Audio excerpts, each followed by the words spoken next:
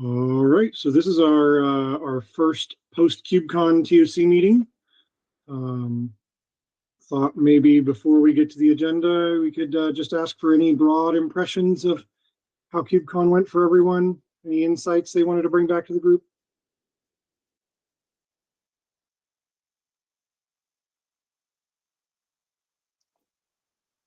Sadly, while I was there, I literally spent my entire time with customers. So there's not much I can say. Hopefully other people had more broad experience with KubeCon than I did. EnvoyCon and IstioCon went pretty well. There's some interesting projects people were working on and stuff with extensions. We had a lot. I spent a lot of my time either on the floor talking to people or Gateway API meetings that we were doing. There was a lot of that at KubeCon. Yeah, I feel like there were, I saw the blog about 2 conferences. I feel like just Gateway API alone had almost like a full schedule of design meetings. That could have taken the whole week if you let it. I was bummed to miss most of them, but it was cool to jump into a few. Certainly the Istio booth had great traffic flow through, even though we were kind of in an awkward place at the very back of the project pavilion. We still wound up with a lot of people coming through and asking questions. I don't think much of the nature of the questions changed. A lot about ambient, a lot about multi-cluster. Let's see, what were some other trends? Oh, I guess one trend was, I don't think I had one person ask me about eBPF this year. So I don't know if we finally That's cooled off a lot. Won the mind share war there, or, or what's going on, but I was oh nope, maybe it was just my experience. Daniel says he got 3. By the way, Daniel pulled a ton of booth duty. It was great, really helpful to have him there.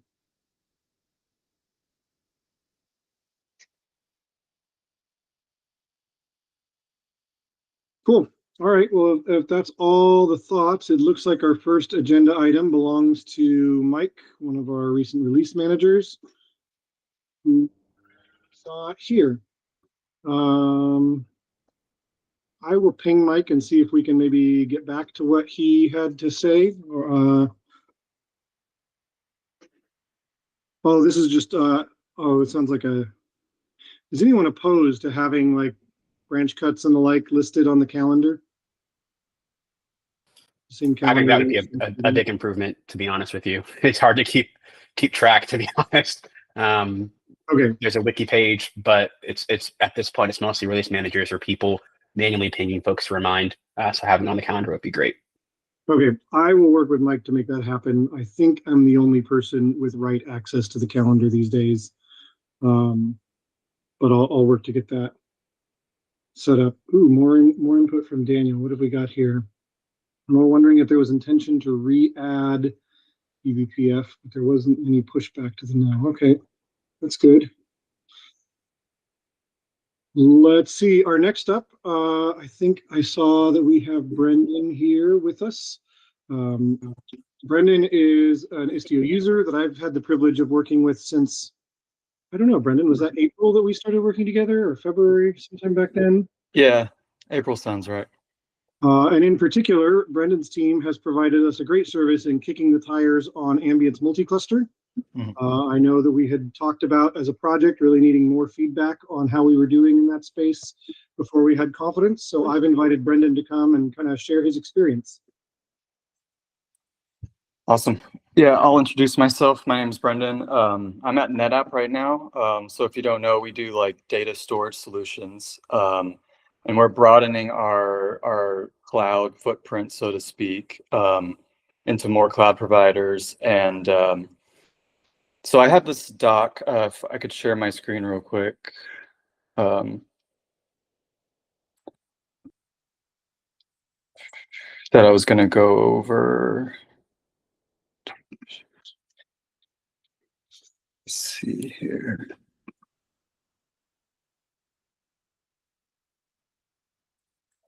Can you see my screen? Yes. Okay. So basically right now, the project that I'm on, is sort of like basically the layout of this doc is to just introduce sort of the project and some aspects of it, and then to go around our current setup, and then kind of what we foresee where we're going in the future, and sort of some things that we've experienced through the process of sort of playing around with ambient-based service mesh, and then kind of where we see our future with respect to ambient and the project in general. There are some aspects of the project that aren't really announced, so I might be purposely a little bit kitschy, though it might be super obvious to some degree what I'm talking about. And then with any questions that come up, I might defer them depending on the nature, but I don't expect anything to be too crazy. So I'll just start with the architecture. So basically at NetApp, we're designing this sort of cloud native software defined storage offering. And it's basically like this storage pod that's one-to-one with a node, and it provides like on-tap capabilities to our customers. So on-tap is like the storage IP that NetApp sort of sells to their customers. And with the nature of this project specifically, we have some interesting networking architectural boundaries that we have to work with, so to speak. I'll show this draw.io diagram. So, and the reason why I'm presenting this is because it has a lot of influence into how we have to use Sidecar currently and how we see using ambient in the future. This is a super simplified version, but it kind of gets the point across of what we're trying to do. So we have this storage pod within an infra network in some region on a Kubernetes cluster. And basically our customers are in a separate network, probably in the same region. And they use this feature that I'll refer to in this doc called like a delegated network, where their tenancy is broken up within the Kubernetes cluster in namespaces, but also they have network tenancy where a specific subnet within their network is sort of injected into this storage pod on a separate interface called ETH1 commonly in our setup. So this is absent of like peering. There's no peering, there's no sort of natting or like front door gateway. It's the customer has direct access to the interface to mount their storage to local, and in this way it provides like sort of preferred secure access to this network given the environment it's deployed in. But some of the tricky things that you can probably imagine come up are some traffic has to go to this network, some traffic has to go through this interface, and Envoy classically is not, to my knowledge, like multi-NIC aware, and neither is zTunnel. And so we've had to sort of hack our way around certain things in Envoy that have worked for us that aren't necessarily directly translatable to zTunnel. And so to add on to this, we have where the multi-cluster comes in specifically is, say we have another network in West US where we want to replicate for sort of DR purposes, disaster recovery. We might want to replicate data from this storage pod to this storage pod. And currently in our setup, we use sidecar based, and like these networks would be peered together, and these storage pods would have access to each other via the peering, and they would be able to send data between each other. And we've added some custom resources to be able to allow this, given our network setup. So that's kind of the basic overview. And then I'll go into some details that sort of tie a knot into that, and then I'll pause for questions and then continue on with the doc. So our service layout is with the Envoy based service mesh is basically, as you can see, like this D109 service has endpoints in this local cluster, and these peering services are one-to-one. So you can imagine like the storage pod that has endpoints would select for this service here, and then we have this the 5E74 service doesn't have endpoints, so it sort of acts as like an LDS like config for Envoy. So it provides the listener and then DNS resolution locally. And we did this for a certain reason that might become obvious later on, but basically like this would map to a service in the other cluster that has endpoints. So this is like, for this local cluster, it's the listener discovery and upstream cluster feeder, I guess, for this local setup. And then it maps to endpoints in the remote, and then like there's a mirror setup, so it's same. Hopefully that makes sense. And then, so with this delegated network feature, specifically, this is kind of where things get a little hairy for us. And we don't own this feature. We're working with another team, so we kind of had to make some concessions with them on certain default settings and how we try to navigate. We plan to navigate like future adoption of things. But basically, the ETH1 interface has default routes for the local network. So this is like the network address, this is like the pod CIDR, and this is the service CIDR. And all the pod and the service CIDR happen to fall in this network range. So they're kind of extra, but basically everything within this boundary, this network boundary, by default goes out ETH0. But you can imagine when we want to talk to global services that we can't create private endpoints for, that we can't bring into our network, or peered networks that they don't automatically reconcile that network space for the correct route, we kind of have to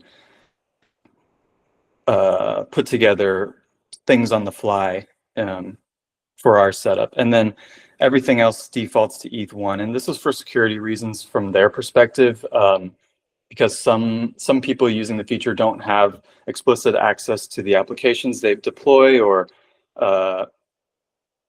there's other reasons, but essentially like this is kind of a non-starter in moving away from the default route being ETH1, which is the customer delegated subnet on the delegated network feature. And then as you can see, ETH1, sorry, go ahead. I just wanted to ask a clarifying question. Which of these NICs are the one that you're using for, the Istio ambient multi-cluster? Because I know some of them are not, right? Yep. Yeah, so this ETH0 is the like in-cluster network, in-cluster NIC. So that's the one that you're probably most familiar with. It's like the pod IP address. It's ephemeral. It comes up and it changes as the pod comes up and down. And then ETH1 is the customer delegated NIC linked to their network, and it's a persistent IP address. So as the pod comes up and down, it stays the same. They have like custom CNI code that maintains that. Thank you. Yep. So that's a good place to pause. And like, is there any questions or comments on what I've showed so far?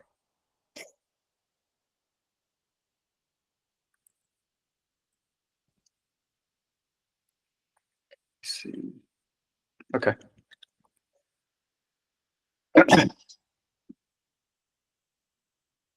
So I'll kind of touch on our current Envoy-based setup and how we navigate things. And this is the setup we'll be going GA with. But we anticipate, we have a strong desire to move towards an ambient setup in the future. But there are some things some limitations we have to address, and certain things we have to get around.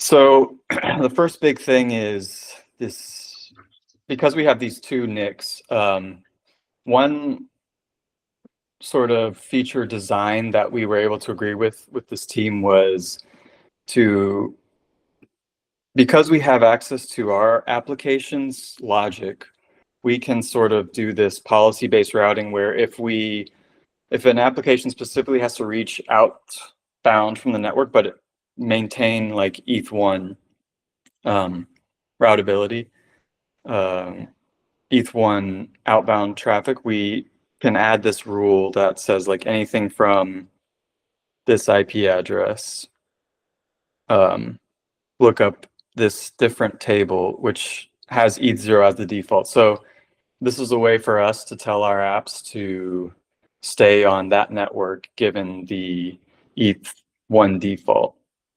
And we add this on within an init container, but it needs some privileged access that we want to move away from in general.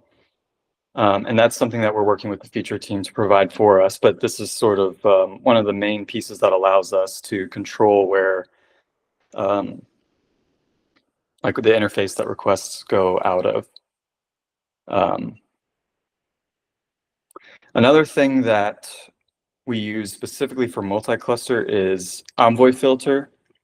So we have this Envoy filter that, so in our setup, we have a control plane, and we have these custom controllers that reconcile custom resources. And so as such, they'll like put together this service network layout.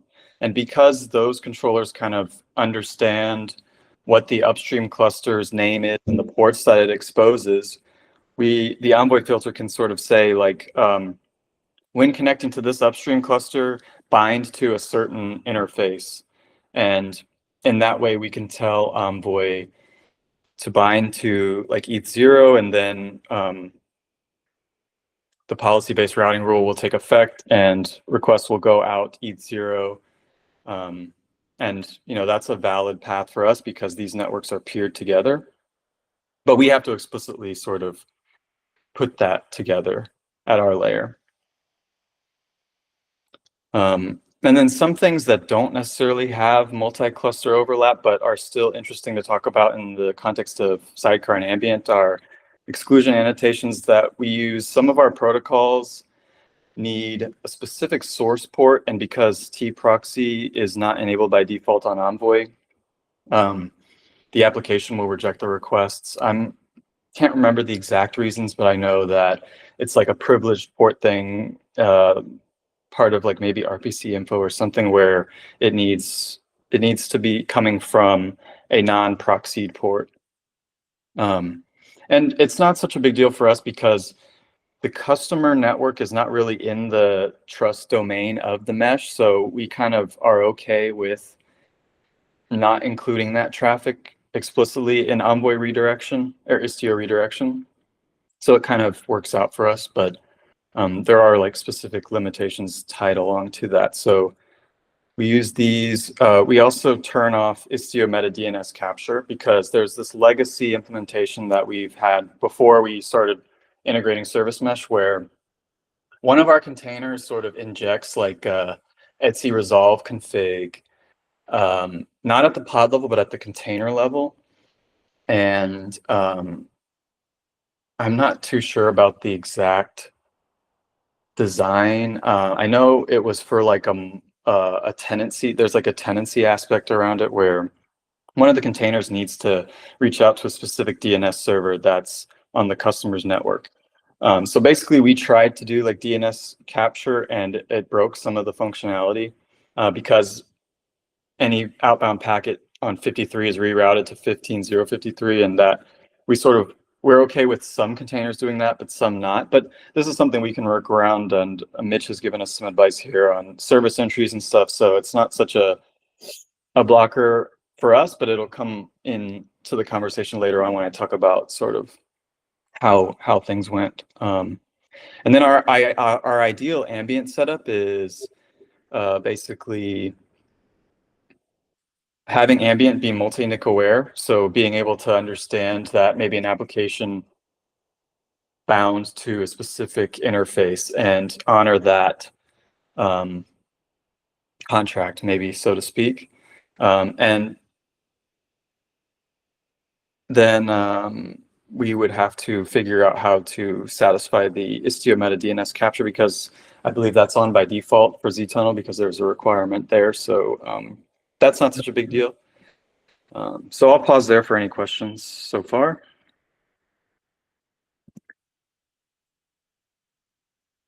Okay.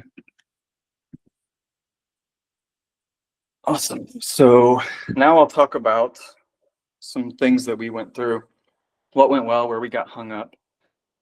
So for us, like the multi-cluster experience was actually really fun, and I felt that the docs were pretty good.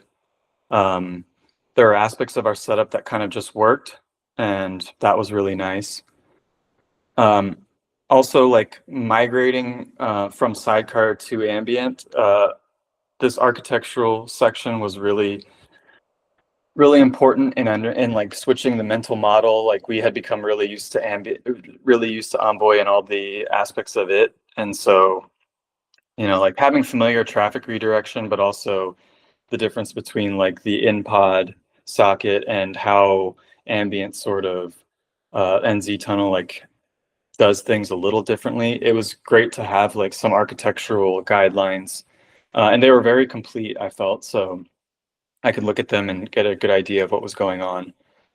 And then Istio Cuddle ZC, I used Istio Cuddle PC a ton to sort of be able to figure out like, what's going on in the mesh, what the control plane is delivering to the proxies. So having that visibility is obviously really important. And then I didn't know that the node flag existed for a while, so I was like translating pods to nodes to zTunnel. So finally, having that was really, really nice and convenient.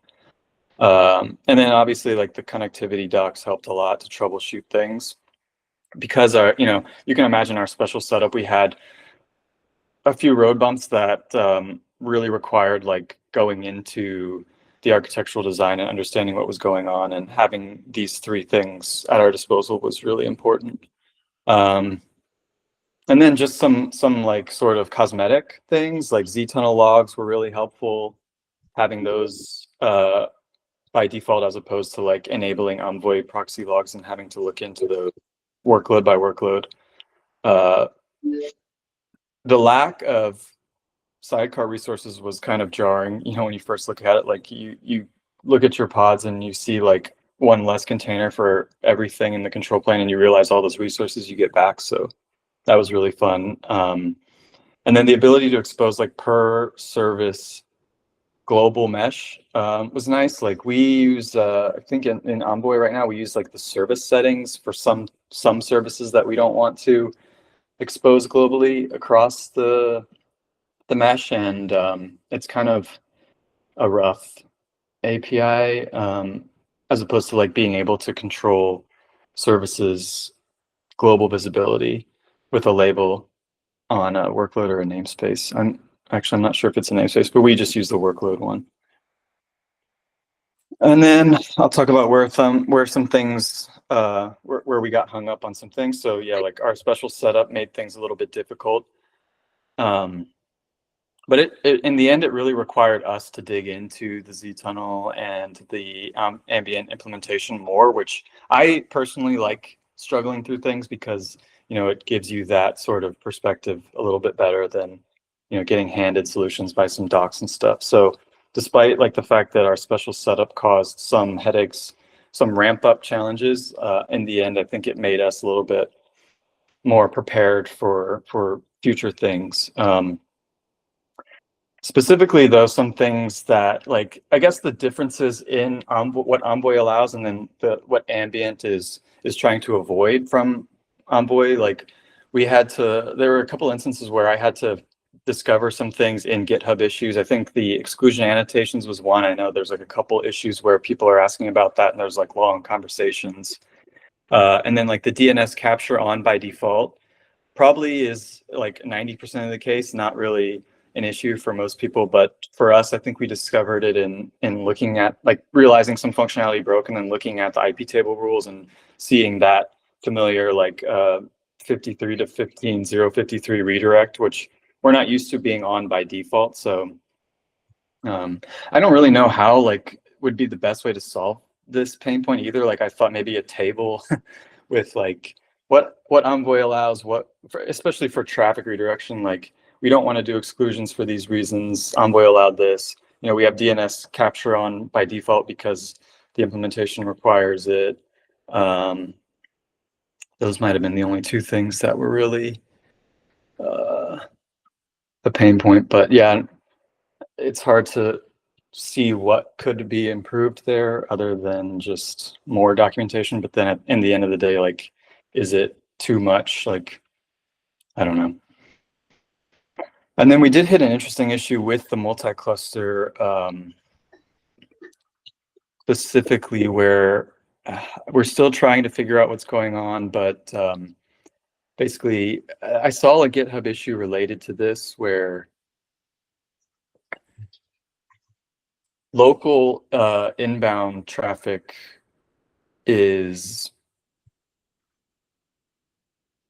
I don't know if it's like cut off or if there's something else. I guess there's like a deadline cutting the traffic, but when we disabled tproxy, after we did tproxy disable, we were able to see the traffic flow.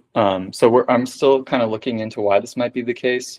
We do use like network policies, so that I think there was a comment about that within this issue specifically. Let me see if this comes up.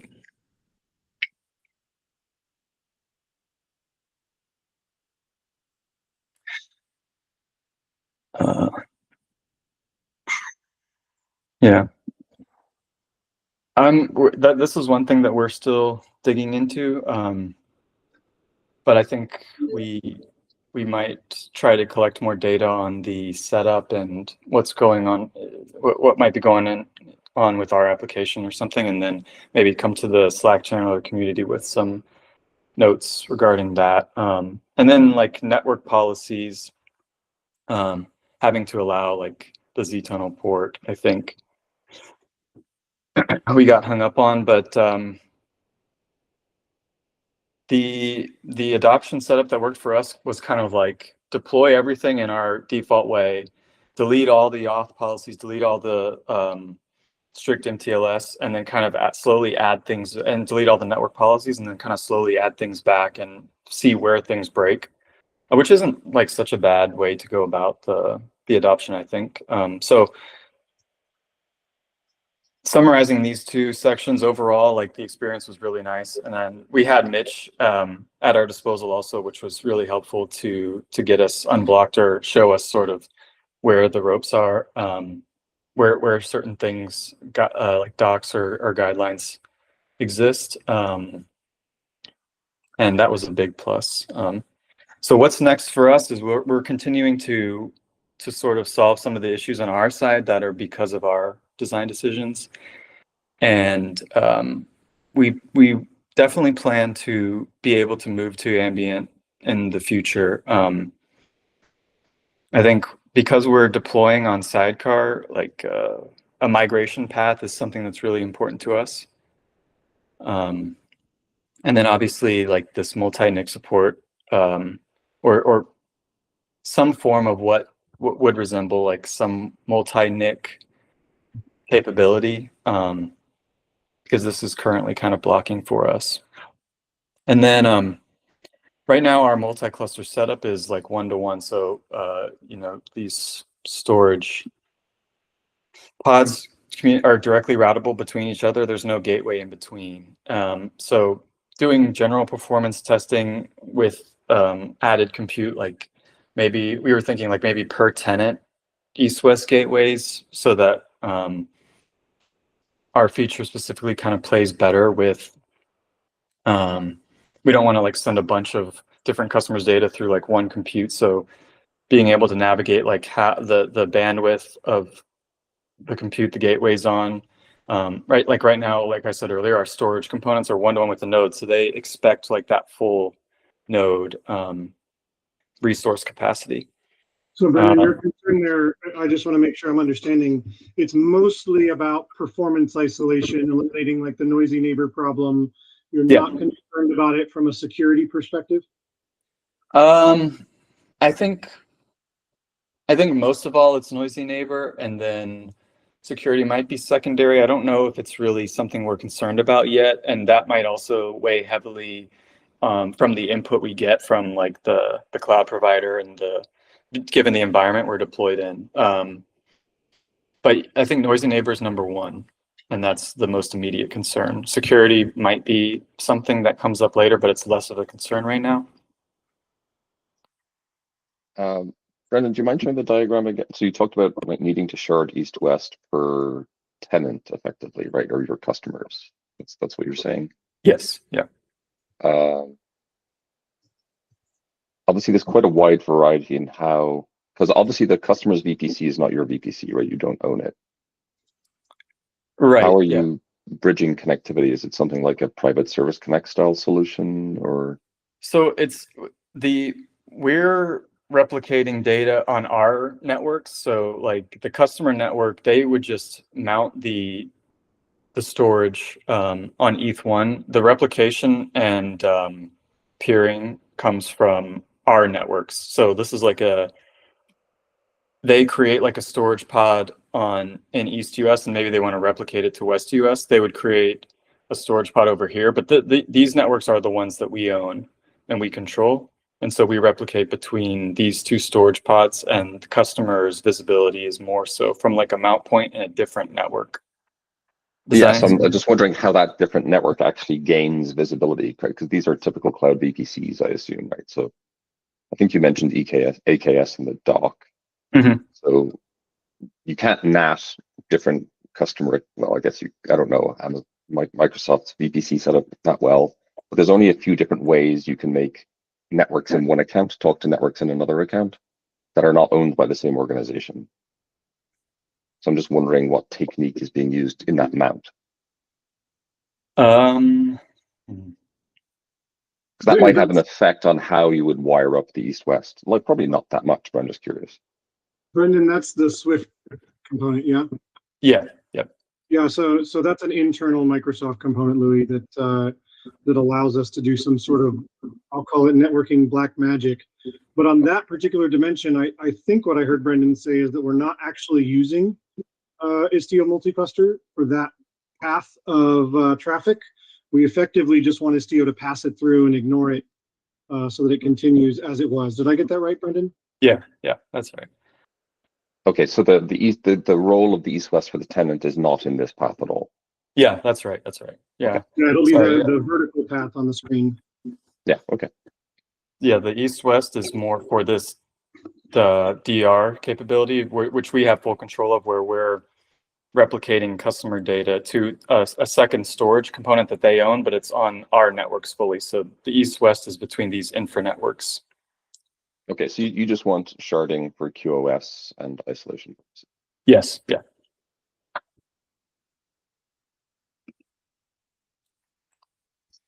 Yeah, and then the last thing was just I think zTunnel has this hairpinning capability right now. So where we were using exclusions before, we just have to do some performance testing on the protocol's traffic. I think this is less of a concern because there's been some people who commented on things before around the redirectioning happening no matter what. And I just figured I'd call out that we would have to make sure from our end that the lack of exclusions is not a big deal, but I don't think there's much of a concern yet from our perspective. Brendan, can you give us some idea of the scale that you've run your POC at, and then the eventual scale you'll want to get to for your solution? Yeah, we haven't done too much scale testing actually for the POC workflow right now. I think scale will come once we are better able to integrate, because we have like a bunch of test suites that can automatically run scale for us and collect a bunch of data. So the ambient multi-cluster isn't really built into our environment very well yet. So I think maybe 5 to 10 storage components, and then maybe on the orders of like gigabytes data transfer. But that's like really, really rough estimate. And I don't think there's anything significant that I could really provide you with as far as scale that we've tested. Okay, that's fine. Thank you. I think that's all I have to present today. So I'll pause for any other questions. yeah. Nope, very informative. Thanks, Brendan. Thank you, Brendan. Okay, Yeah. Brendan, thanks so much for jumping in and taking the time and for being like an awesome Istio power user. Really appreciate you. And appreciate you spending the time this morning. Yeah, for sure. Yeah, and like I don't know, some people might have noticed, but I've been joining some of the Wednesday calls and plan to try to be more involved in the community and stuff. I've had a lot of fun like learning about the space and stuff. So you'll probably see me around. Awesome. All right. Next up on the agenda, we have Keith with Agent Gateway and Istio. You want me to share this, Keith, or you want to take over sharing? I could take over sharing. Might be Go for easier it. just for scrolling. Okay. Share that first, and then share the right window, and then zoom appropriately. Alrighty. So, put this doc together after being at KubeCon last week and thinking about the state of the project and what the next era of next 10 years or so of Istio is going to look like. And I won't read this through word for word because I think the discussion next is the most interesting part. We can also have 15 minutes. But TLDR, historically Envoy has been sort of synonymous with Istio and when it comes to association, right? Istio is a control plane for Envoy proxy. But over the past couple of years and releases, as we've been doing more advanced things, there have been some barriers and some friction points. One of the core examples for me, having done a lot of ambient stuff recently, is doing HBone, HTTP connect tunneling, and Envoy is fairly complex. There's a lot of redirection, and it would take the rest of this call to try to explain how HBone works in Envoy from end to end. Let alone double HBone that we do for multi-cluster ambient. So Envoy is a very powerful proxy, but it's got a very complex data model. They made a conscious decision to not be a configuration language for human beings, and that's okay. But it does lead to, like I said, some friction points. And on top of that, when you look at Envoy performance, it's been regressing sort of year over year, and there doesn't seem to be a lot of investment upstream to change that. I'm not saying all this to say that Envoy is a bad proxy, but it does make me wonder if maybe Istio can do better, and in some areas at least. And AI is one area where I think it makes a lot of sense to investigate different approaches for doing things. And this is important, I think, from a capability perspective, but also a marketing perspective. I want Istio to be a part of this AI wave. The CNCF released a tech radar report for AI, and Istio is not mentioned once in the entire document. K-Gateway is, Envoy AI Gateway is, K-Serve is using Envoy AI Gateway for a lot of its stuff. And that is totally their right. I'm not saying Envoy AI Gateway is necessarily bad or a wrong decision, but Istio not being in the conversation as a networking platform for cloud native services is concerning to me. I have to change that. And so I think the best way for us as a project to sort of jump into this conversation is to build out a first-class integration with the Agent Gateway proxy. For those of you who might not be familiar, Agent Gateway is an AI native proxy that's been written in Rust. It can parse these protocols like MCP and A2A. It's got support for the Gateway API inference extension. It's 100% conformant with Gateway API. It's passing conformance as of 1.3 or 1.4. I can't remember which version exactly. It was created by Solo.io, and so because Solo is also a large Istio contributor, Agent Gateway works with Ambient and HBone sort of by default, just baked into the proxy. They also support double H1, funny enough, as of a couple of weeks ago. One of the reasons that this Rust language thing is interesting to me is because of the fact that Rust is a memory-safe language. And for those of you who might have worked on the product security working group or been around Istio for a long time, you'll know that most of our CVEs come from Envoy. And a lot of those Envoy CVEs, a majority of them have something to do with sort of a lack of memory safety in C++, Envoy's language, whether it's use after free, buffer overflows, things like that. Those sort of bugs continuously sort of show up in security relevant ways for Envoy.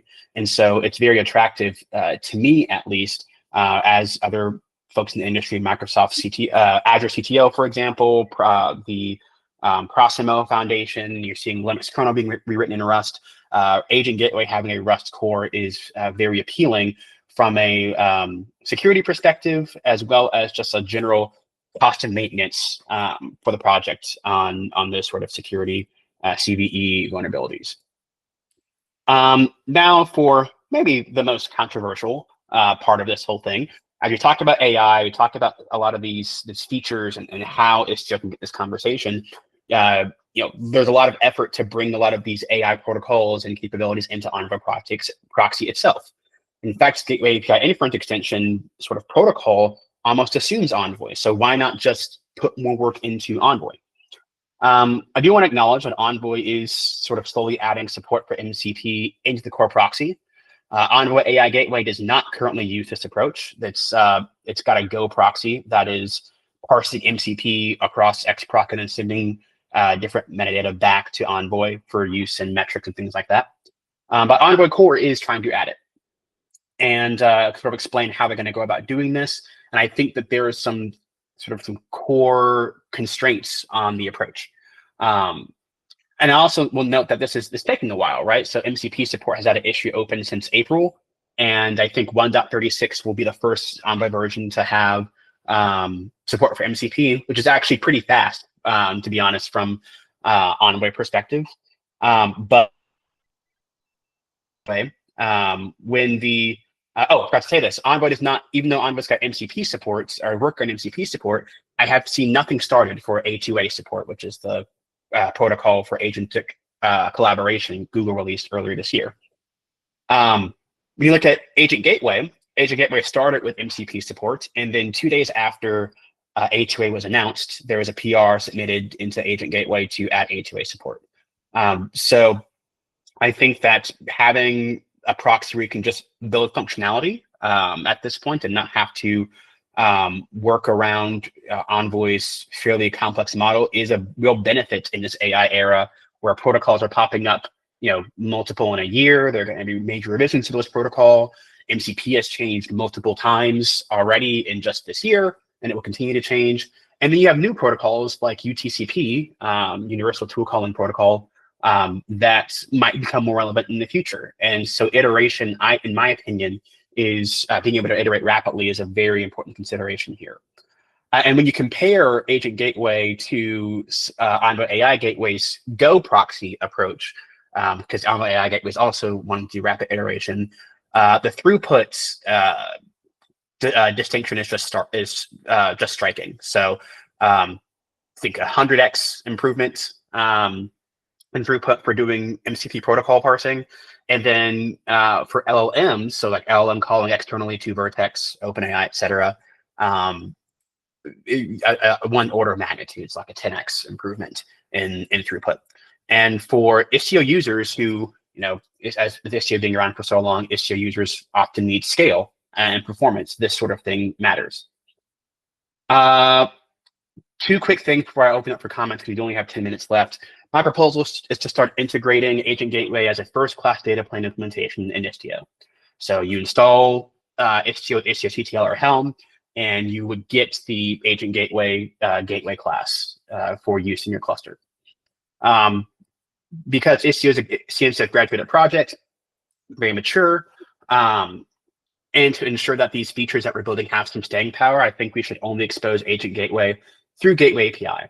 There are lots of efforts upstreamed for adding tool authorization, egress, et cetera, happening in Gateway API and related subgroups. I think Agent Gateway's support should be, and Istio should be limited to just that, so that we don't duplicate effort across the community, and we can sort of join hands with other implementations. One other thing I'll mention is that though Agent Gateway is in the Linux Foundation, it's not in the CNCF, so there's not like this concept of graduation or incubating, et cetera. And that's something that we need to, I think, want to see addressed as a community. I think we could start with experimental support for Agent Gateway in the Istio data plane, maybe behind a Helm or Istio CTL install flag, and then future promotion to beta or stable, et cetera, would be contingent upon POC and steering sort of looking at what sort of criteria for governance, security, et cetera, that we want to see from Agent Gateway, just so that we can make sure that sort of the quality and the trust that users have with Istio is maintained.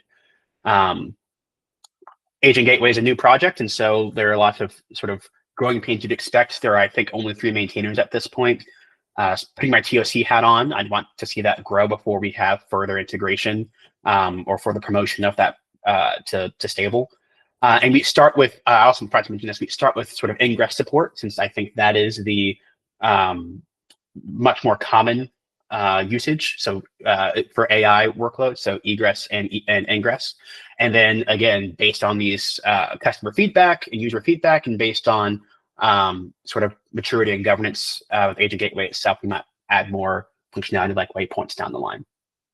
Last thing, John has done some work with Gateway API Bench, that's sort of compared to the Gateway API implementations, and looking at sort of Agent Gateway's performance, both when it comes to resource consumption and traffic. Agent Gateway really shines here. So I'm going to just open up Gateway API Bench and show a comparison of how much CPU and memory that different implementations use. I'll zoom in here. So assuming everybody can still see my screen. Yep, okay, cool. So Agent Gateway is the orange line here. We're going to look at data plane, memory, and CPU. Memory is where it's especially striking. So base Istio for high route scale and high route churn climbs to almost 2 gigabytes of memory usage.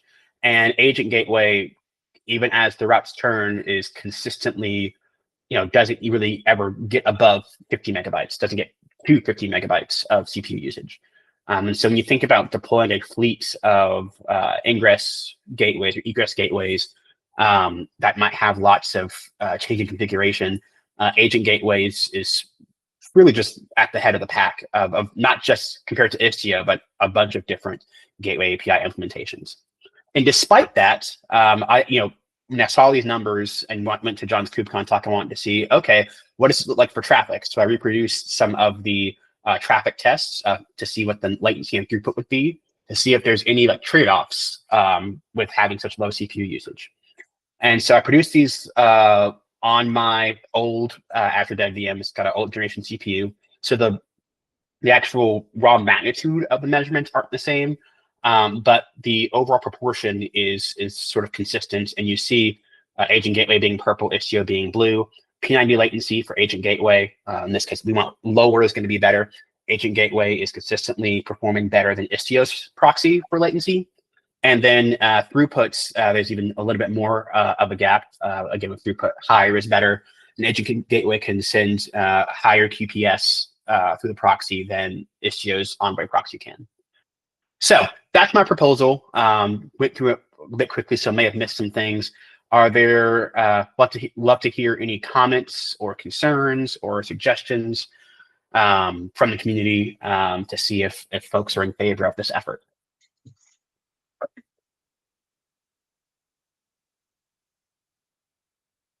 So Keith, are you suggesting that we replace Envoy with Agent Gateway and just kind of move forward with that? Great question. No, not at all. I think Envoy has almost a decade of being in production and some of the largest scale places. It's got a lot of extensibility for things that users may want to do. We were just at a meeting last week talking about Lua and WebAssembly, and Agent Gateway does not, at least not yet, have support for that. So I would say that we'll always have Envoy around for Istio. So this in the same way that I think Sidecar will always be around for Istio. Agent Gateway is something that we can deploy for some specialized use cases, like AI. And then for users who don't need that extensibility, they could have a lot of performance and even potentially cost improvements running Envoy. I'm sorry, running Agent Gateway instead, if that makes sense for them. Thanks. Daniel. Thanks, Keith. I'm definitely for it. I think most people who have had the pleasure of working on Envoy will probably be all for a Rust-based proxy, but I'm a bit concerned about the scope. So in your document, you say we'll start out with Gateway API. So would that include things like a waypoint proxy, or are we talking just an edge ingress configured through Gateway API? Great question. I think long term we want to use it for waypoints and ingress as well. The reason I wanted to start with ingress and egress is because one, adding another data plane is a fairly large effort, and I think it makes sense to start with the use cases that are most common for what Agent Gateway does best, which are AI use cases. That's your Gateway APIs and the agentic net subgroup project, the working group AI Gateway, like ingress and egress are where those communities are starting to do much of the work. And I think some of the mesh use cases aren't super well defined for AI yet. And so, well, I think Agent Gateway makes a ton of sense just outside of AI to have waypoint support. And I think we'll get there. I would say starting with ingress, egress makes things more concrete and just like simpler. All right. And how would we handle deviations? I mean, do we just expect Agent Gateway to always support the same subset of Gateway API features and always exhibit the same behavior as Envoy? And what do we do if it doesn't? That's a great question. And I think that's one of the reasons why in the proposal I say we start with this as an experimental / alpha feature. And then depending on what we discover when it comes to some of those changes, if there are any issues, we would address them. So for example, let's say, Agent Gateway doesn't have a certain Gateway API feature that Istio does. There's no reason that Istio community members couldn't go and contribute that to Agent Gateway. And like, as speaking as one contributor on Istio, like I plan to do that because I'm care about Agent Gateway as well. Looks like John wants something he wants to add. I would say there's kind of two different things. There's like defined behavior and undefined behavior, right? So Gateway API defines some behavior, and Agent Gateway, well, with Key Gateway, because Agent Gateway is like Envoy, it needs a control plane, meets all of the conformance tests, and that's a goal that it will continue to do so. Then there's like the undefined behavior that's like, oh, Envoy injects like an X, Envoy retry attempt header, things like that, right? I'm not necessarily sure that's a goal of Agent Gateway to pretend to be Envoy, right?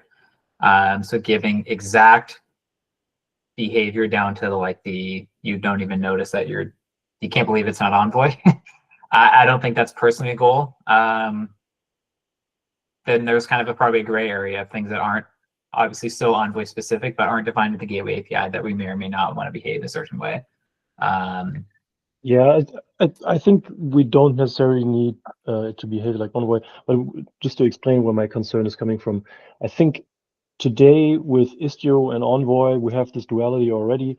Like a lot of people in the Istio community are also present in the Envoy community, but the direction of Envoy, on the one hand, it's clear kind of to the community what Envoy is and how it behaves. It's kind of stable. And on the other hand, Envoy is this kitchen sink technology, right? We know that we can always make Envoy do what we want. And Agent Gateway is a different piece of technology, right? It has opinions on stuff. So I'm just worried that we're locking ourselves into a corner if we're, I mean, of course, not by adding this as experimental support.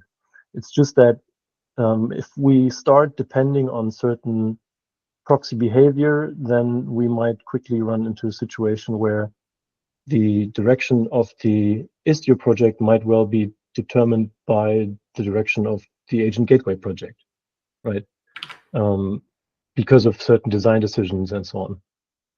Yeah, I'm going to constantly swap my Istio and agent gateway hat back and forth in the sentence. I think if our goal is for agent gateway to fill the exact role that Envoy does, in the sense that it is like Istio is a platform for arbitrary extensibility into Envoy, I think that's a very different goal than to be the implementation of the specific set of APIs that we've said we want to support, which I think is more in the direction that Keith is pushing for. I think if we say up front and get agreement between the two projects, which have the overlapping people, so they're friendly people, and say like, our goal is to support gateway APIs, and maybe XY, whatever the APIs are, then I think we could have a agreement between the two that that's something that would be in scope. But it would be good to know up front. Like, I agree if we do that and then later say, actually, you know what, we want WASM and Lua and dynamic modules and like everything under the kitchen sink. That's probably not great. Like if we want to go there, then we should discuss it up front to make sure the two projects are aligned.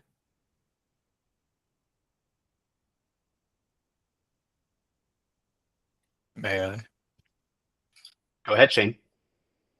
So I kind of already said it in the chat, but the writing's been on the wall for years now that Rust was going to be the future for proxy technologies. It already is in some places.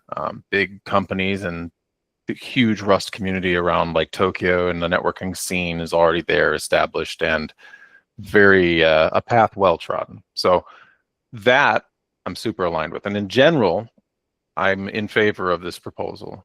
The thing that I think is most critical and important here right now, because I don't see Agent Gateway replacing Envoy wholesale for years. And when it gets to that point, I don't think it will really resemble what it looks like today. So I'm not super worried about that stuff. I'm more worried about like this sentence right here. Basically getting the governance figured out, the milestones, like how is this going to progress, having some clear criteria for that, sticking with it, and then updating the community on it as it goes. That communication and making sure that we're following something, like it says, aligned with how the CNCF considers incubating our graduated projects. Like, perfect. Do that over time, communicate with everybody, and at some point, if we reach the, it can be used as a drop-in everywhere that Envoy can be used, great.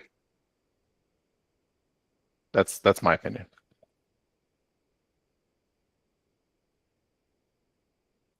Yep, I think that makes sense, and I think Istio TOC in steering are in a good position to make those determinations of what those steps are. Good agreement on that ahead of time, and I think we'll be in good shape.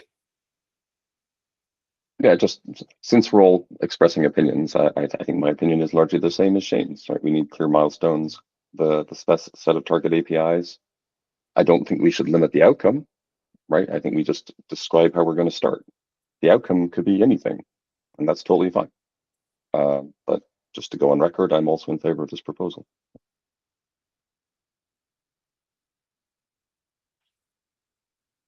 We're at time, but as there are two other TOC members, I figured I may as well ask. Mitch, John. Oh goodness, I just hurt my echo. That was scary.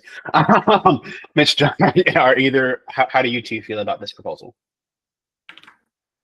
I am also in favor. I feel like I should probably recuse myself, though. So you can count my vote as half. Yeah, I think I'm in favor. I think overall, like, the story that I see emerging both from our move to ambient as well as from this sort of a development would be empowering users to use the right tool for the job. Envoy is a great tool for a lot of jobs, but it's not always the best. There are going to be some things that you'll always need it for. So empowering that sort of choice and right sizing in our customers' utilization, I think, is a win for them. All right, sounds good. Again, appreciate folks staying a little bit over. I'll take that as tacit approval and start writing something up, I guess, as a proposal to steering in TOC for what those guidelines can look for, and of course making it public to the community as well. TOC and steering would just be sort of the voting bodies on that, and then and I'll include in that sort of some of the milestones, APIs, etc. And yeah, maybe get this thing kicked off. Thanks for everybody's time. Really appreciate it. Cheers. Thanks. Thank you. Take care, folks.